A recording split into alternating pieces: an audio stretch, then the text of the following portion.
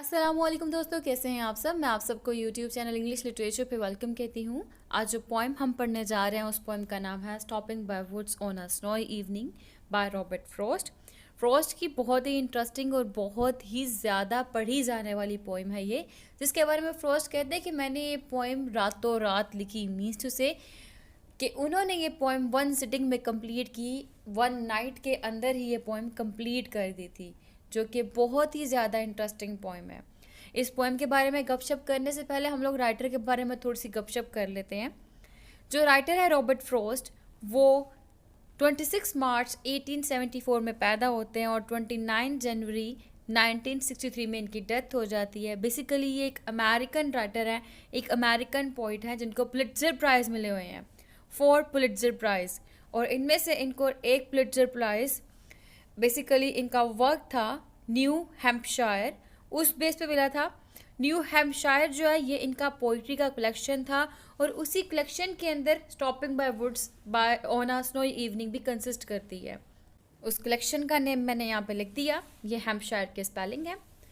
अब उन्होंने Robert Frost ने ये जो पोइम है stopping bye would on a snowy evening लिखी कब थी? ये इन्होंने 1922 में लिखी थी और 1923 में ये इस कलेक्शन के अंदर पब्लिश हुई थी। इस कलेक्शन मीन्स न्यू हैम्पशायर के अंदर पब्लिश हुई थी।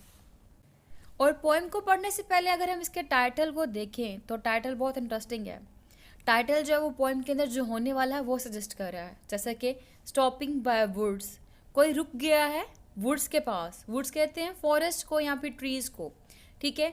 ऑन अ स्नोई इवनिंग, और वक्त क्या दिखाया गया? इवनिंग का टाइम पीरियड दिखाया गया है और बर्फबारी हो रही है, ठीक है। टाइटल में क्या बताया जा रहा है कि बर्फबारी हो रही है, शाम का वक्त है और वहाँ पे वुड्स है और उसके पास कोई रुक गया है।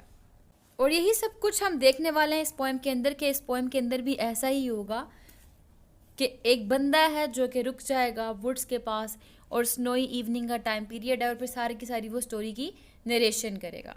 ठीक हो गया। अब टाइटल पे दोबारा गौर करें। फर्स्ट वर्ड जो यूज़ किया वो है स्टॉपिंग का। स्टॉपिंग यानी कि स्टॉप फर्स्ट फॉर्म वर्ब के साथ आईएनजी लगा दिया गया, इट मीन्स ये जेरेंड बन गया, ठीक है। यानी कि यहाँ पे प्रेजेंट पार्टिसिपल यूज़ किया गया आईएनजी के साथ, तो इट मीन्स के टाइम पीरियड दिखाया जा रहा है प्रेजेंट का। मीन्स टू से जो हो रहा है मौजूदा टाइम पीरियड के अंदर हो रहा है, प्रेजेंट वक्त में हो रहा है। यानी जो शख्स रुका है वो प्रेजेंट टाइम में रुका है, जब ये पोइम चल रही है तब की बात है। ठीक हो गया। अब नेक्स्ट बात करते हैं हम लोग, इसी टाइटल से सिंबल निकाल लेते हैं। अब वुड्स देखें, वुड्स एक सिंबल है। वुड्स बेसिकली फॉरेस्ट को सिंबलाइज करता है और साथ में ये सिंबलाइज करता है ट्रीज को, नेचर को, और इसके अलावा ये कंट्रास्ट को सिंबलाइज कर रहा है, कंट्रास्ट दिखा रहा है सिविलाइजेशन से, ठीक है। और इसके अलावा वुड जो है ये डेथ का भी सिंबल है और ये नेचर का भी सिंबल है, ठीक। फिर है snowy. Snowy means snow. Snow जो है ये बेसिकली कूलनेस को सिंबलाइज करती है, कोल्ड को सिंबलाइज करती है, और स्नो जो है वो डेथ और डिके को भी सिंबलाइज करती है। और ऑन कंट्रेरी साइड इसका कलर वाइट होता है, तो वाइट होने की बेस पे ये प्योरिटी को भी सिंबलाइज करती है, ठीक। फिर है इवनिंग। इवनिंग जाहिर सी बात है डार्कर साइड ऑफ लाइफ को सिंबलाइज करती है, क्योंकि इवनिंग में अंधेरा होता है, ठीक है। तो stopping by woods on a snow, symbolically इस टाइटल को देखें तो इस टाइटल का मतलब क्या बनता है? इस टाइटल का मतलब ये बन सकता है कि ह्यूमन लाइफ जो है वो डार्कर साइड ऑफ लाइफ के अंदर इन्वॉल्व हो चुकी हुई है, मीन्स टू से मॉडर्निटी के ऊपर अंदर इन्वॉल्व हो चुकी हुई है। तो ह्यूमन लाइफ को एक ब्रेक चाहिए। किस चीज़ का ब्रेक चाहिए? इस मॉडर्न मैकेनिक रूटीन से ब्रेक चाहिए, और चाहिए कि वो नेचर को भी इंजॉय करे और नेचर को भी टाइम दे। एक पर्सपेक्टिव ये बनता है टाइटल का। और दूसरा पर्सपेक्टिव क्या बनता है? और दूसरा पर्सपेक्टिव देखें अगर हम, तो वो ये है कि स्नो आने से पहले, डार्कर नाइट आने से पहले, मीन्स टू से डेथ से पहले पहले एक ह्यूमन बीइंग को चाहिए कि वो नेचर को एंजॉय कर ले, ठीक है। तो ये दो पर्सपेक्टिव हो गए क्रिटिकली इस टाइटल के। तो अब हम शुरू करते हैं अपनी पोइम। पहले पढ़ते हैं first stanza. Whose woods these are, I think I know. His house is in the village though.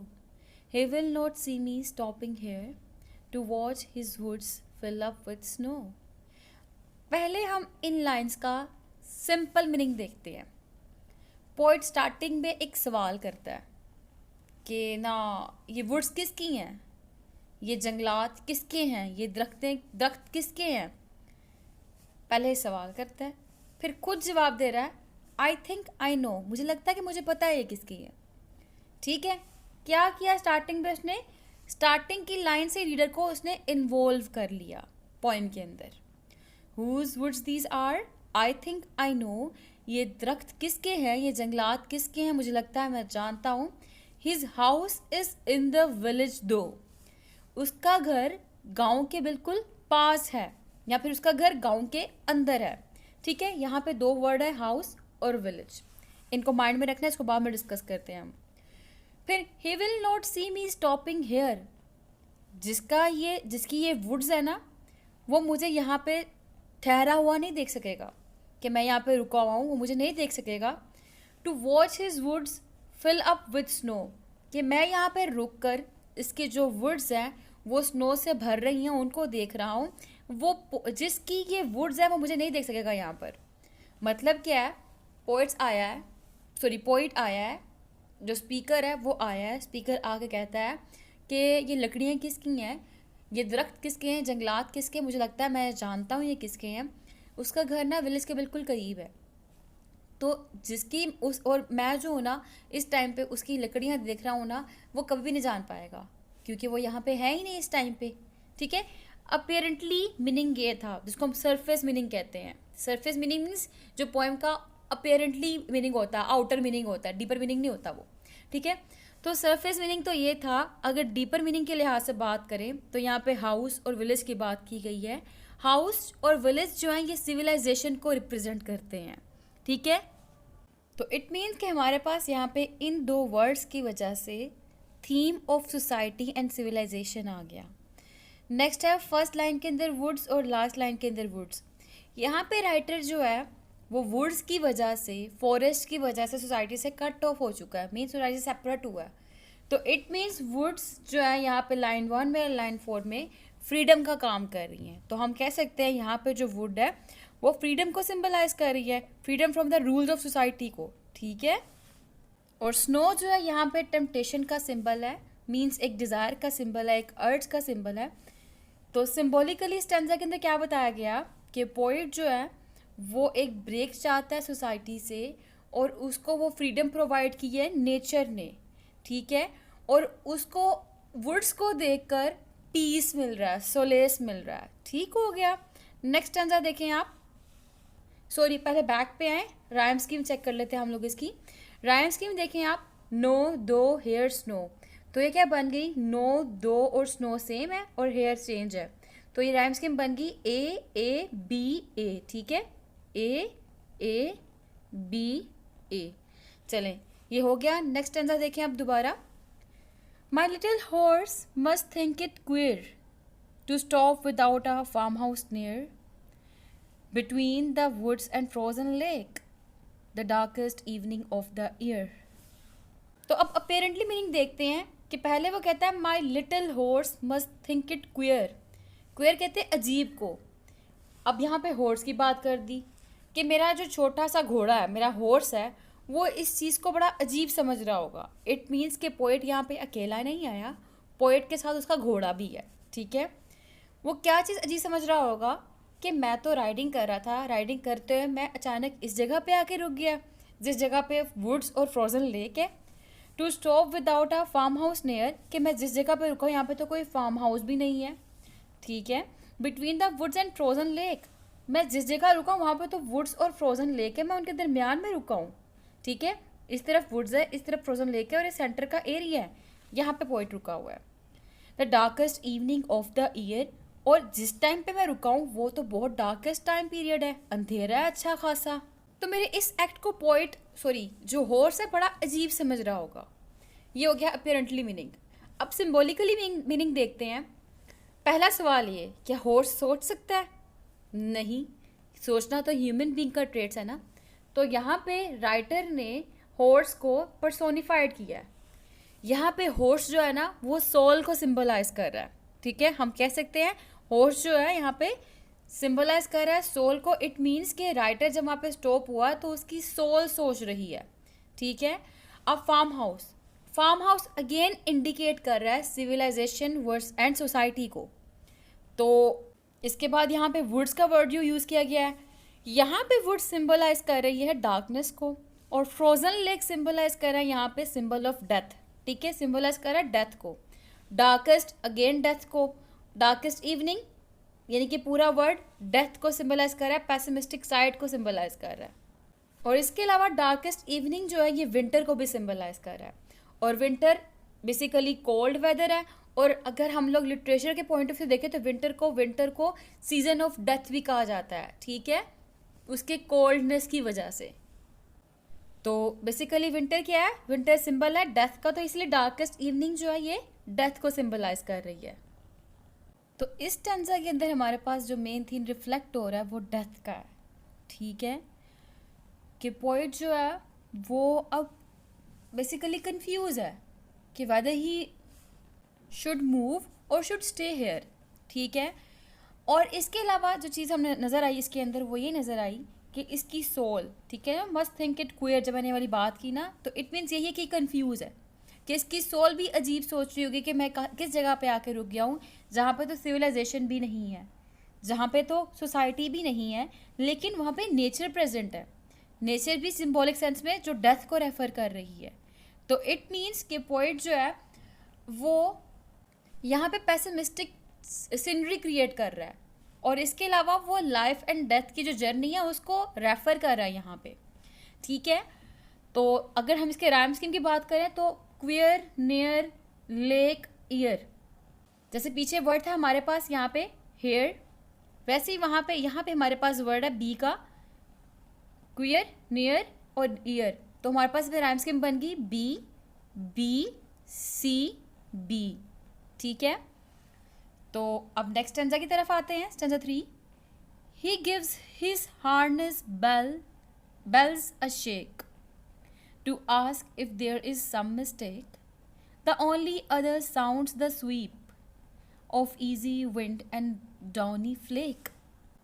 अब हमने प्रीवियस स्टैंजा में जब अपेरेंट मीनिंग की बात की थी तो वहाँ पे हमने बात की थी हॉर्स की, कि हॉर्स अजीब सोच रहा होगा, ठीक है। अब हम यहाँ पे बात करें फर्दर उसी चीज़ को लेकर कि अब हॉर्स ने किया, हॉर्स ने बेल प्रोड्यूस की, ठीक है, एक बेल प्रोड्यूस की बाय अ शेक, ठीक है, उस शेक से किया, उस बेल से किया, उसने एक साउंड प्रोड्यूस किया। साउंड जो है यहाँ पर सिंबलाइज कर रहा है अलार्म को, ठीक है। एनी हाउ सिंबलिज्म बाद में डिस्कस करते हैं, पहले सिंपल वे में लाइन को डिस्कस कर लेते हैं। तो कहता है इसका जो घोड़ा है उसने यहाँ पे एक साउंड प्रोड्यूस किया, और वो साउंड इसलिए प्रोड्यूस किया कि लगता है जैसे कि मुझसे सवाल पूछ रहा हो, to ask if there is some mistake, कि यहाँ पे कोई गलती तो नहीं है। मीन्स अगर मैं यहाँ पे स्टॉप कर रहा हूँ तो क्या पता यहाँ पे स्टॉप होने की बेस पे मैं कुछ मिस्टेक कर रहा हूँ, तो मुझे यहाँ पे स्टॉप नहीं करना चाहिए। The only other sounds the sweep, sweep कहते हैं क्लीन, साफ सुथरा, ठीक है, कि इसके अलावा सिर्फ दूसरी जो आवाज़ आ रही है वो किसकी है, of easy wind and downy flake, कि अब मेरे जो घोड़े की बेल है, इस घोड़े की बेल के अलावा जो इस जगह पे दूसरी आवाज़ आ रही है, और वो आवाज़ किसकी है, वो आवाज़ एक तो हवा चलने की है और दूसरा फॉलिंग स्नोफ्लेक्स की है। और ये आवाज़, ये साउंड पोइट को बहुत अपीलिंग लग रहा होता है। तो यहाँ पे उसको कितने किस्म की साउंड सुनाई दे रही हैं, 3, ठीक है, एक तो रिंगिंग बेल की, दूसरा स्नो फॉलिंग की, तीसरा विंड की, ठीक है। और जब साउंड्स को क्रिएट किया जाए, मीन्स ऐसे साउंड्स जो कि आपको सुनने में अपीलिंग लग रहे हों, उस लिटरेरी डिवाइस को हम लोग यूफेनी कहते हैं, यानी कि राइटर ने यहाँ पे यूफेनी डिवाइस का यूज़ किया है। तो सिम्बोलिकली स्टैंजा को देखें तो सिम्बोलिकली यहाँ पे जो वर्ड्स यूज़ हुए हैं वो विंड का हुआ है।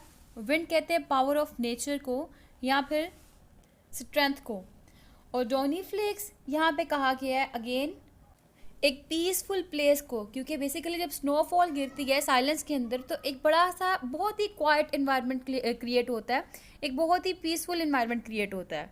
तो पोइट यहाँ पे कहता है कि मेरे सोल ने मुझे अलार्म किया है कि मैं जिस प्लेस पे हूँ, क्या मैं मिस्टेकनली इस प्लेस पर तो नहीं आ गया और मेरा यहाँ पर रुकना एक मिस्टेक तो नहीं है। मीन्स टू से क्या मुझे यहाँ पे रहना चाहिए या नहीं रहना चाहिए, मुझे यहाँ से मूव कर जाना चाहिए, ठीक है।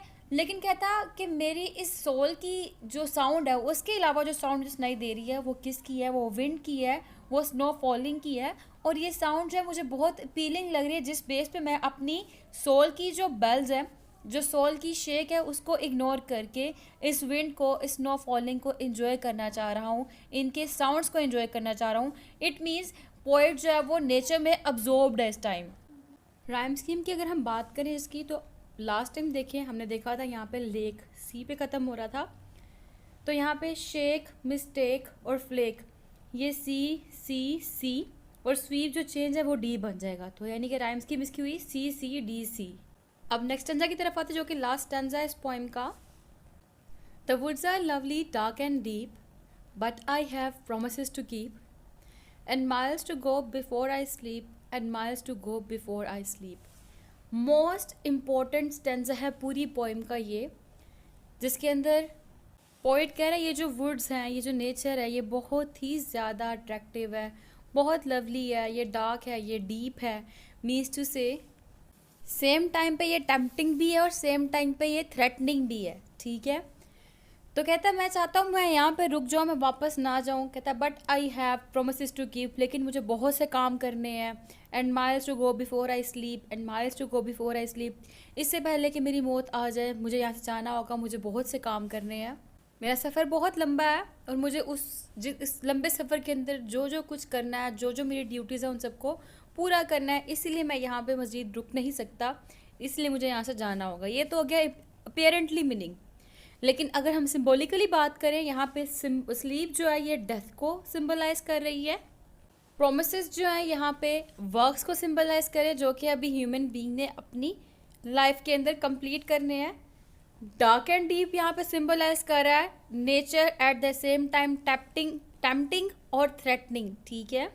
लवली यहाँ पे सिंबलाइज कर रहा है एल्योरिंग को, अपीलिंग को, और वुड्स यहाँ पे सिंबलाइज कर रहा है लाइफ को।